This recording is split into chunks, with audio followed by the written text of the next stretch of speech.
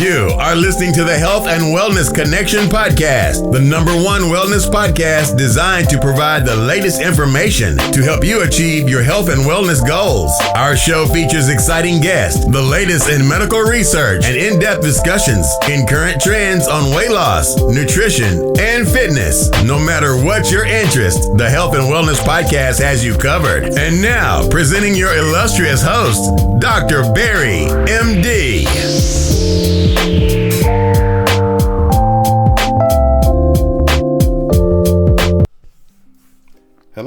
Hello, guys, and welcome to the Health and Wellness Connection. This is what I feel is one of the top podcasts here discussing health and wellness news that you can get weekly. Now, that being said, I'm your host, Dr. Barry Iru. I'm hopefully going to be here to explain some of the things that I feel were important as far as what occurred during the health and wellness space. And so hopefully we'll bring a show to you that's going to be entertaining and hopefully insightful. And those wondering who I am and why I think I can do this, well, I'm a board certified emergency medicine physician. Also have almost 8 years now in the health and wellness space. So very invested and very excited to kind of do some of the research out here and kind of hopefully shed some light on some of the topics that are in the health and wellness news. Now, that being said, if you guys have any things you want me to discuss on the show, guys, I'm here and ready to assist. Please send an email, guys. Our show folks will check it regularly and let us know if we can participate or maybe answer some questions for you on a future show. The show email is Drbarryhealth. That's D as in dog, R, B as in boy, A R R Y HEALTH at gmail.com. Again, drbarryhealth@gmail.com. Also, guys, this show does take a lot of work to put together. If you would like to support via a cash donation, we would greatly appreciate that. City Cash App is available at Drbarryhealth as $ DR, B as in boy, A R R Y HEALTH. All right, guys, so moving on, let's talk about some of the more interesting topics that have hit the interwebs as of late, and I want to make sure we discuss them on our show. Now, one of the first things that kind of caught my eye was a recent report that's been going on, and it's showing that there's a very intense debate going on between nutritionists about the labeling system of our food as we know it today. Now, we all know that food has been a big deal as far as what's in it and what's considered processed food versus what's considered natural whole foods. And it's been a very intense debate between, food manufacturers and the people, the consumers, and the grocery stores, because, it's all, really politics at this point. And because of this, the nutritionists, the American Society of Nutrition, they had a conference recently where they started discussing some of these labels and how we can potentially improve them so people can hopefully get more useful information from these labels. As you know now, the labels that are currently on foods that you can buy at the grocery store, many of them are just kind of very, generic information, giving you calorie information. They don't really give you true ingredient profile. We don't know whether or not a lot of these things that are in there are considered safe. And we'll talk about one ingredient that's very prevalent that's shown an additional risk and increased risk of death for those who consume it. So it's just that we know that food, when it's being manipulated or processed, if you will, that it potentially becomes a little bit unsafe to consume. So there's been a big issue figuring out what these issues are, labeling these foods properly so people can know what they're eating, and hopefully improving the health of the general populace in the process. Now, what they are trying to do now is trying to look at how to divide foods on a general kind of classification system, if you will, right? So what they're doing now, as far as what this organization that is focused on tackling the concept of labeling foods, they are now dividing food labels into either you're a fresh or minimally processed, like strawberries, right? Or like, steel cut oats, fruits and vegetables.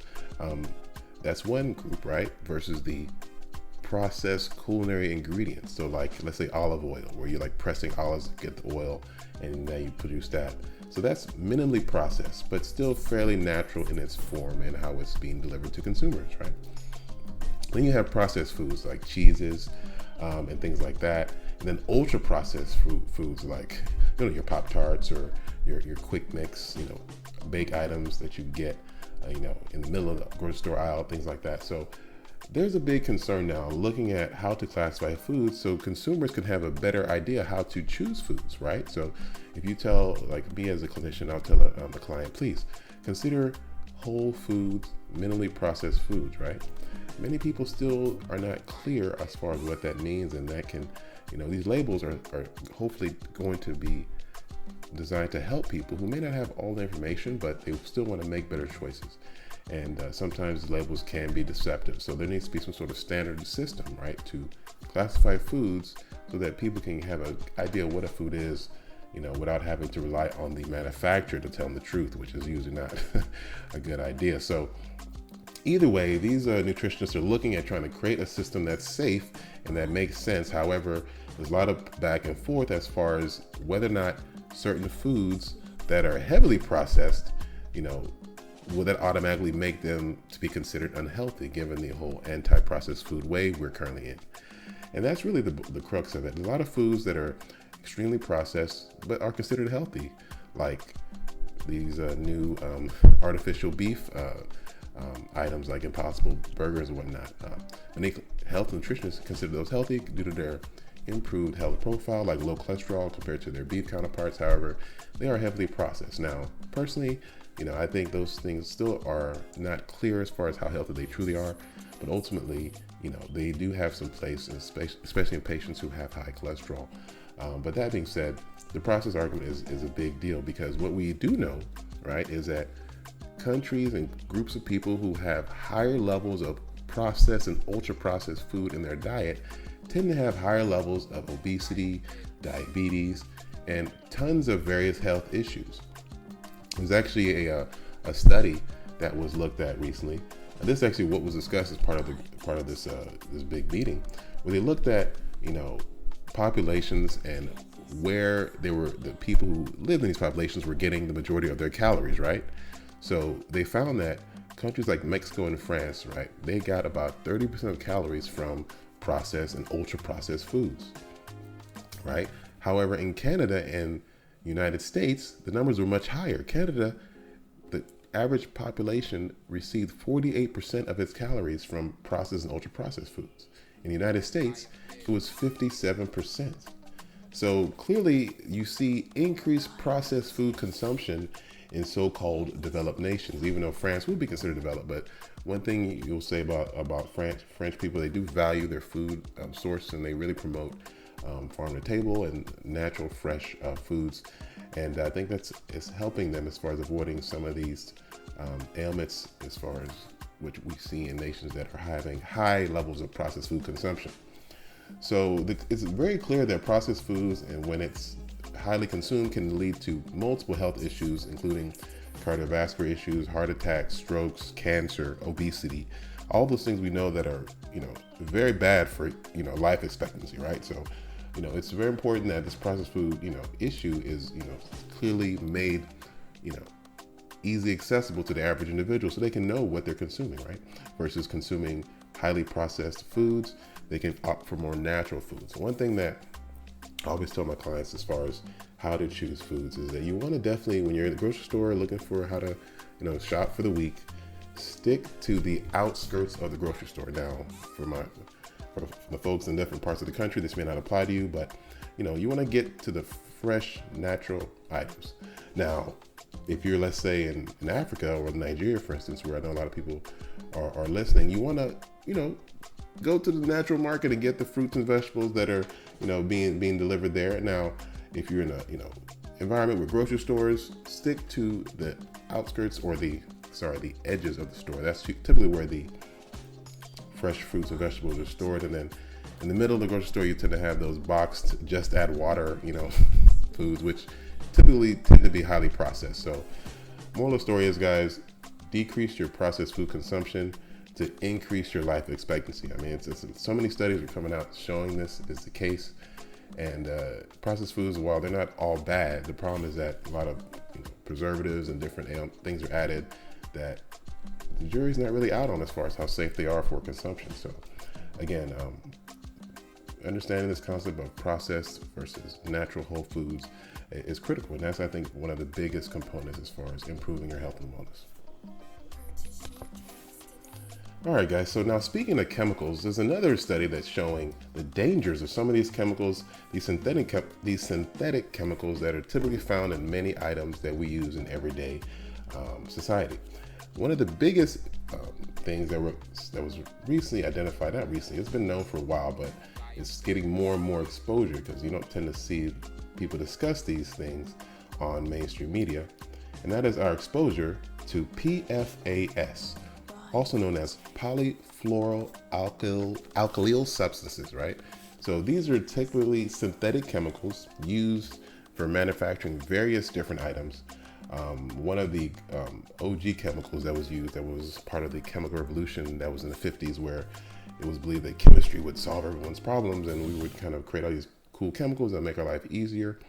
And this is one of the things that led to the creation of Teflon, right? Everyone knows about Teflon, popular chemical that was discovered, used on pans to get non-stick items. So you can now cook food without any kind of butter or grease. And now you can cook foods and it wouldn't stick to the pan. Who knew that the thing that was actually making the pan non-stick was killing people? It sounds terrible, but the reality is, when you're too smart, for your own good, it potentially have catastrophic consequences. And in this case, this Teflon chemical was found to be linked with so many cancers. There were so many increased deaths due to people apparently because of butter was such a horrible concept. I don't know why that was, so eschewed back in the day, but Teflon was considered to be the way people could cook and clean without any kind of mess, and it'll be so easy. But no, that's clearly wasn't worth it. And in the day, ultimately, these chemicals, however, became very popular and led to the creation of other chemicals, and we have PFAS. So this is one of the chemicals now that's kind of an offshoot of that original Teflon chemical. And I don't want to get too deep into the names; they're very complex, and we try to keep it simple here on the show. But either way, these PFAS chemicals are known as forever chemicals. Why? Because they stay in your system forever. It's almost impossible for them to be broken down.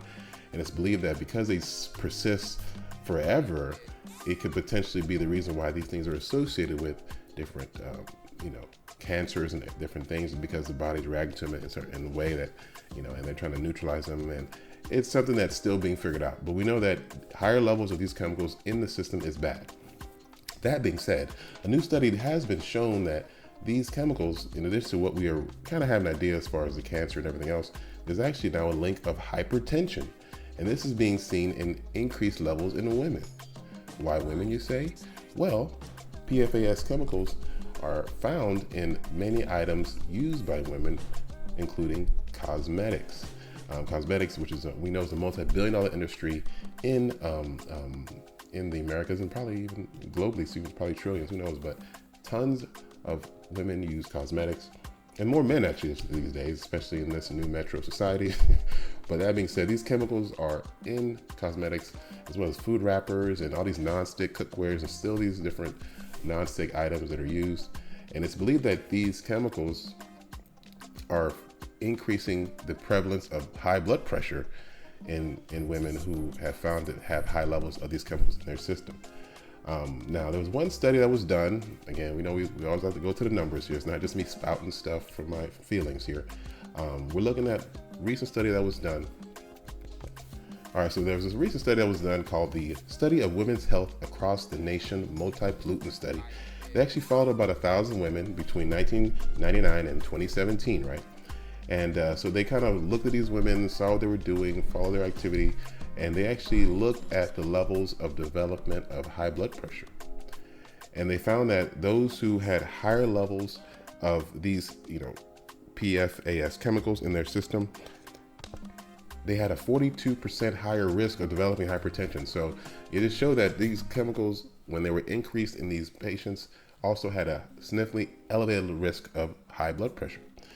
And they adjusted this across races, across ages, across kind of all the different other groups to make sure those weren't playing a factor. And the result was consistent. So these PFAS chemicals are something that we need to be monitoring. Because they're also found heavily in the water system. This is why I'm an advocate of, everyone getting those filtration systems installed in your home. They cost anywhere from $200 to $300, and that would pretty much eliminate the need of buying bottled water. But those who are still drinking from the tap, you just want to be very careful, because a lot of these chemicals are found in the system because the government doesn't feel that it's needed to be cleaned out of the water system. And that's something that, many people are obviously upset about. But in the meantime, you can do what you can to help reduce your consumption of these PFAS chemicals by, avoiding excessive use of cosmetics that contain these chemicals, as well as trying to reduce, those non-stick items that are still commonly sold in grocery stores and various cooking stores across the globe. So again, more chemicals in your system usually leads to less life. So we're going to talk about what can improve your life as well, guys. So it's not all doom and gloom. We got more great news. Stay tuned. All right, guys. So another awesome, or pretty, I think another study that falls in that category, which means that something that reinforces something we've discussed extensively on this show, and something that hopefully is not a surprise to anyone at this point. But that is, if this study essentially just answered the question, if you move it, will you lose it?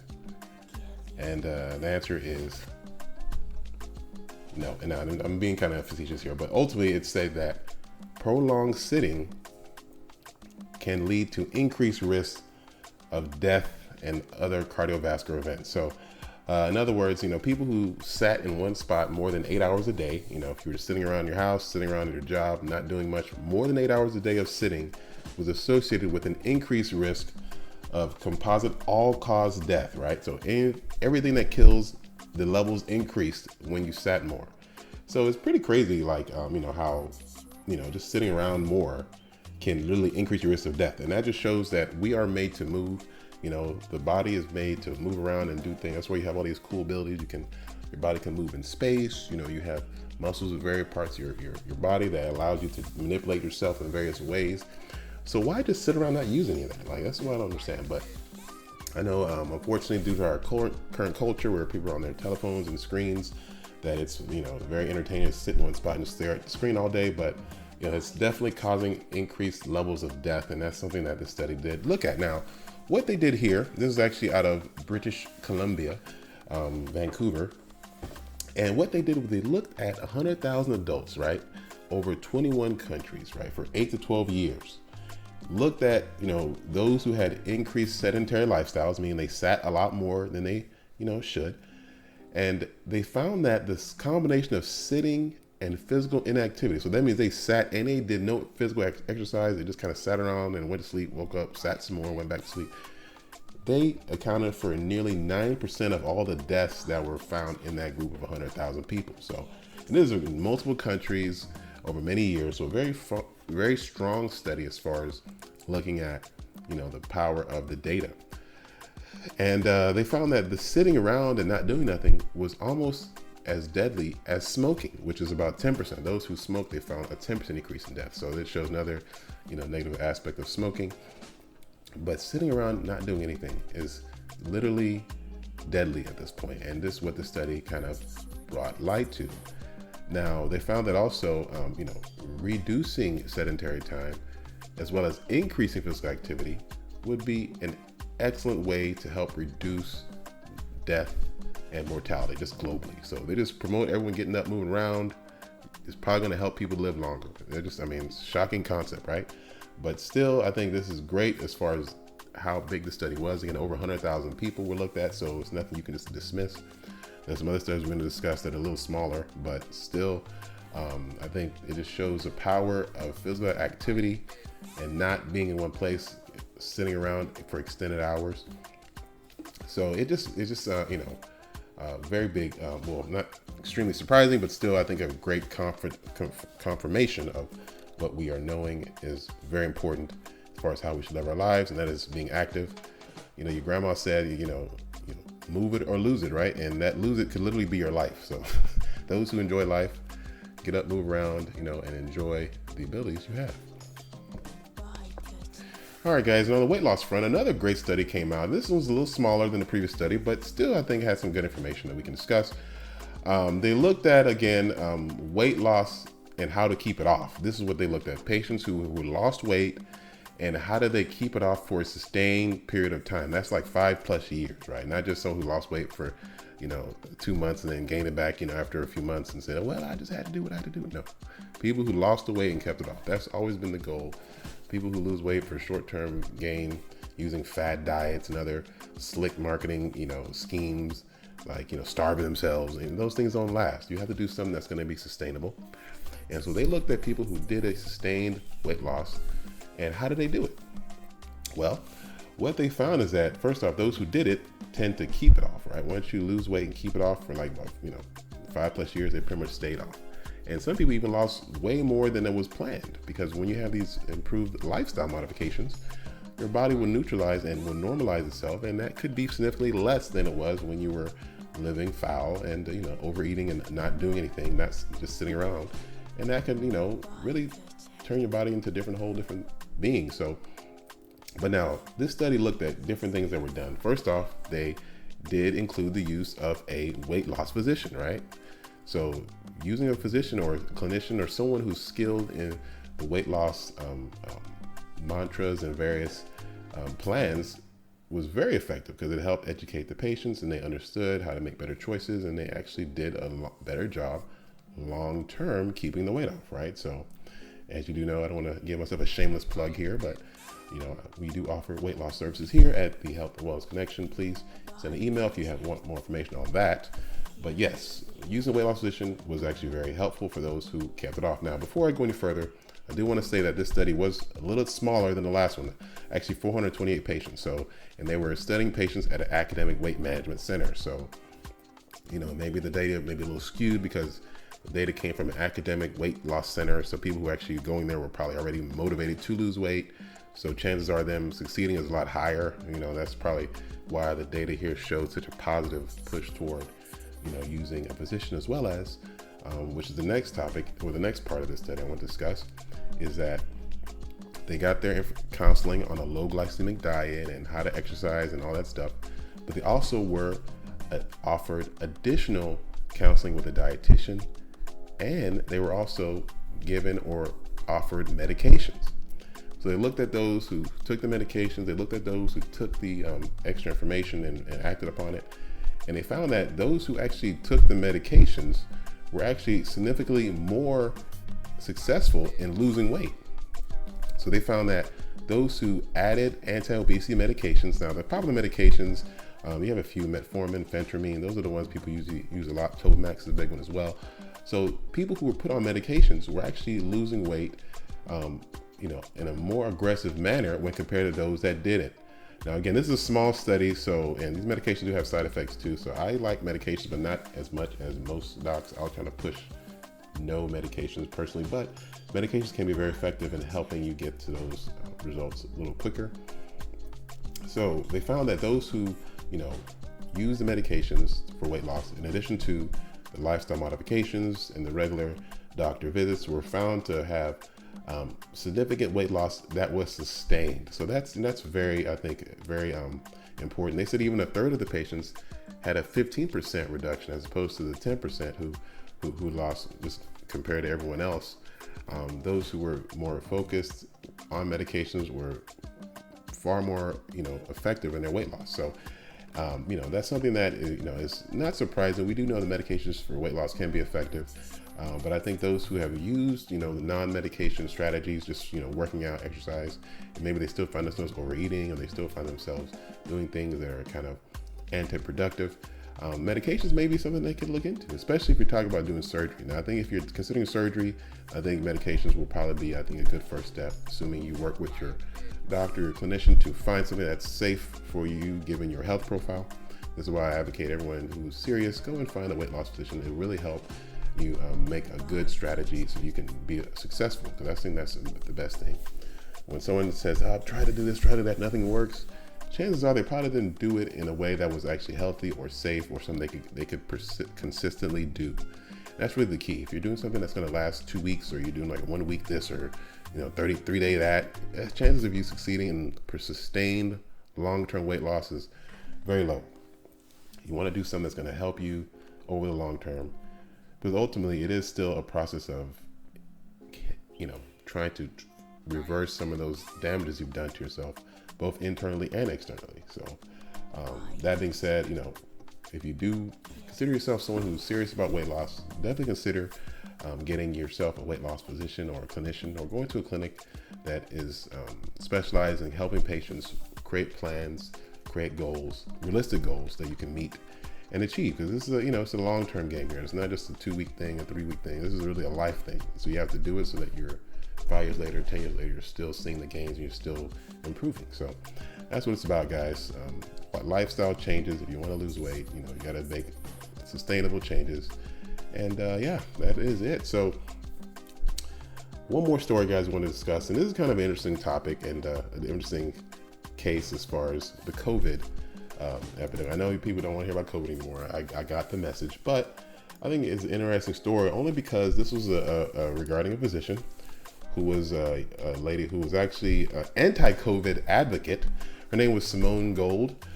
She was part of the America's Frontline Doctors. It was an anti-vaccine group that was out here just going from one state to the next protesting the vaccine. And Dr. Gold actually was in a bit of trouble because she was one of the January 6th protesters. Now, personally, I'm not in the whole January 6th movement, obviously, but I do think people do have a right to voice their displeasure with the government if they have an issue. And for those who don't know, January 6th was a big movement of people who stormed the Capitol on that January 6th. I guess they were claimed that they were not there to take over, but they were there to let their voices be heard. But things got a bit violent. A couple people were killed, including a couple of security guards. So they're currently now prosecuting people for participating in that event. Ultimately, this is something that, is definitely something being hotly debated here in the United States. But a lot of people are being, called to the court and actually being prosecuted, and some are being sent to jail. And Dr. Gold is one of those people. She was there again protesting with her group, America's Frontline Doctors, an organization that was again noted for spreading a lot of info regarding COVID-19 and kind of, really anti-COVID-19, especially vaccines. And they were, they made a lot of headlines back during the actual Trump administration, going to the White House, making proclamations and so forth. Ultimately, a lot of those people now are getting prosecuted, and that's the way politics goes. When Trump was there, they were kind of allowed to do their thing. Now that Biden is in office, it seems like they're going after all these people who were potentially involved. And Dr. Gold is one of those groups.